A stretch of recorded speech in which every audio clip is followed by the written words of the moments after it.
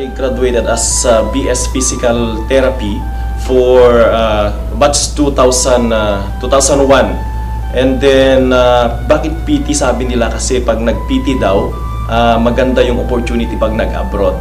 Pero unfortunately, 2001, hindi man ang pagka-PT. Dahil sa kagustuhan yung pangarap na mag-abroad, kasi sabi pag nag-abroad daw yayaman, naghanap ako ng work ng agencies or mga iba't ibang trabaho dito sa Manila. So lumuwas ako dito sa Manila, 2001, ayun, naghanap ako ng mga work. So for 1 year, hindi ako nakapaghanap.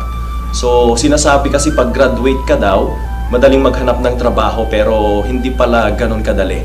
Nakapag-work din ako dito sa Manila, nakahanap ako ng work.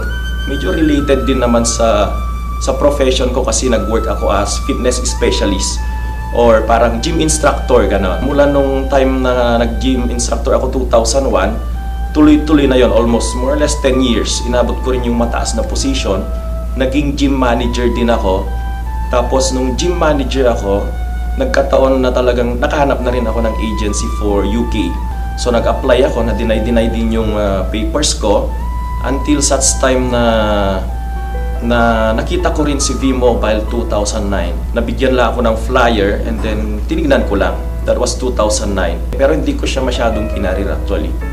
So nagkataon na approve din yung visa ko for UK. So 2010 nakaalis ako. Nakarating ako sa UK.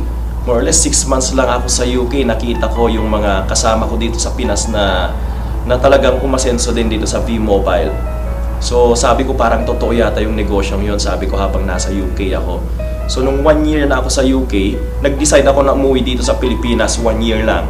At yun nga, nung umuwi ako dito sa Pilipinas, ayun, syempre hindi natuwa yung magulang ko. At nanghinayang din sila, pati yung mga kaibigan ko sa UK, sabi, ba't ka uwi ng Pilipinas? Napakaganda na yung opportunity natin dito. I have 3 kids, so parang ang hirap malayo sa pamilya. Ayun, umuwi ako dito sa Pilipinas. And so far for less than a year, nakuha ko yung hindi ko ini-expect dito sa business na to. Bili ko yung sasakyan, mga ganon. So nakapag-travel din ako kung saan-saan, including abroad. Nakapag-travel kami ng misis ko abroad dahil sa business na to.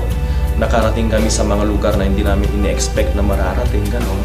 Ang kagandahan kasi dito sa V-Mobile, yun nga, pag sineryoso mo talaga siya, makukuha mo talaga yung sinasabi nating yung big promise ng V-Mobile na yung time and financial freedom.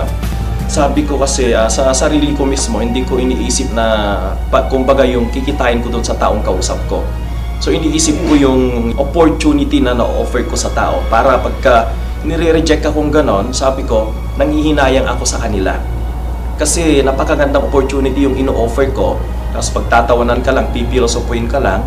So napakalaking challenge din sa akin yun at the same time kasi sabi ko nga, hindi ako ang nawalan pero sayang yung opportunity na ino-offer ko sa kanila.